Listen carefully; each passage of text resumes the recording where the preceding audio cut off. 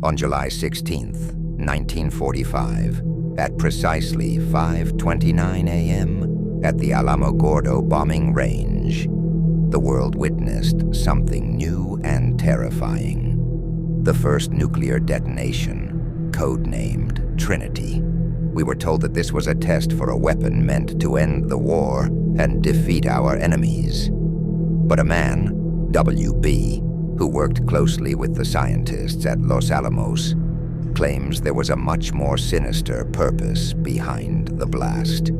His story, whispered to his family shortly before his death in 1989, revealed a secret kept hidden for decades. W.B. had always been careful with his words, cautious of whom he trusted, but as his health declined, he felt compelled to unburden himself. He began his tale. I was an assistant to one of the lead scientists at Los Alamos during the Manhattan Project.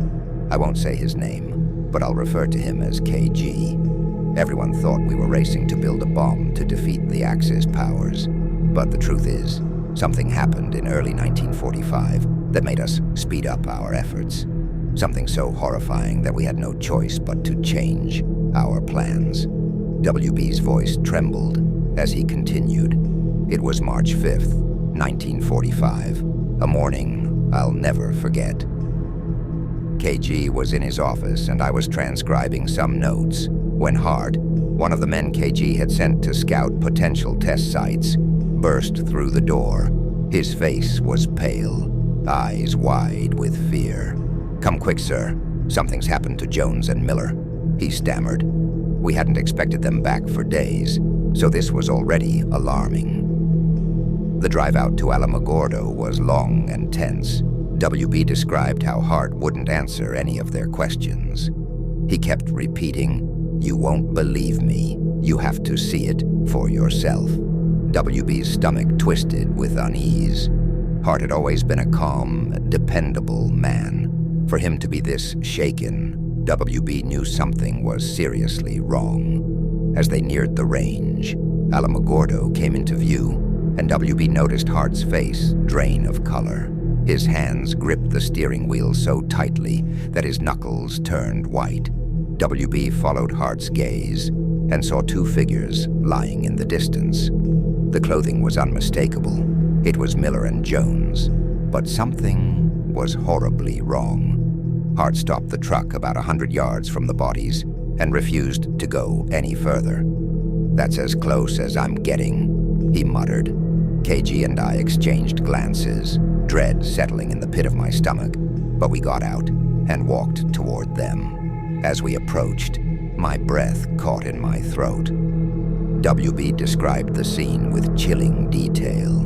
Their skin was grotesque. It looked like they'd been submerged in acid, their faces twisted and warped beyond recognition. But there was no blood, no sign of struggle, just this eerie, unnatural stillness. Next to their bodies was an old wooden box, engraved with Roman numerals, 666. I remember it vividly because I've had an interest in ancient symbols since childhood, but there were other engravings, strange markings I couldn't identify. When I started to point them out, KG quickly silenced me. Hart, still in the truck, refused to come closer, and when WB asked him what had happened, all Hart could say was, "Something beyond us, something we can't explain." KG ordered WB to stay with the bodies while he returned to Los Alamos for help.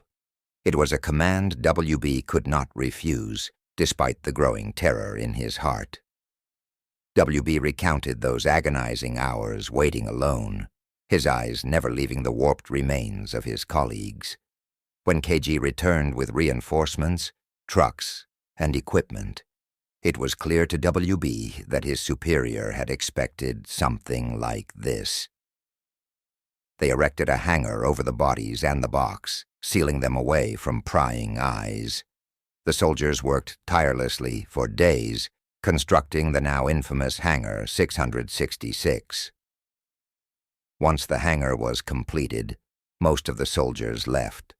Only KG, 4 guards, and I remained. The atmosphere was suffocating, thick with dread. We began examining the bodies and the box, though we were forbidden to touch anything directly. KG took samples with instruments, but there was no decay, no smell. It was as if time had stopped for those two men. Days passed, and the mystery of the wooden box deepened. Finally, an expert in ancient languages was brought in. The man, a scholar in his 60s, looked as though he had seen death itself when he laid eyes on the box. After a tense silence, he revealed that the inscriptions were Sumerian, the language of one of the oldest civilizations known to man. He told us the box bore a curse. "He who is worthy and possesses the box shall rule in hell," he said, his voice shaking. "Once 5 are taken, the ruler will be given his throne in hell and on earth." WB shuddered as he recalled those words. It was the first time he had felt true, soul-crushing fear. The scholar requested more time to fully translate the markings, and KG agreed, though WB could see the weight of the revelation pressing down on him. Then came the morning of April 4th.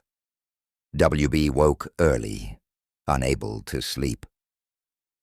As he entered the hangar, his blood ran cold. The bodies of Miller and Jones were gone. I dropped my cup of coffee and ran to KG's tent. He didn't believe me at first, but when he saw it for himself, his face went as pale as Hart's had. We searched the area and found 2 sets of footprints, one leading toward the mountains, the other toward the old McDonald ranch house in the distance. WB and the soldiers split up. WB's group headed to the ranch house, while KG and the others followed the trail into the mountains. WB described the terrifying uncertainty that gripped him as they searched the house.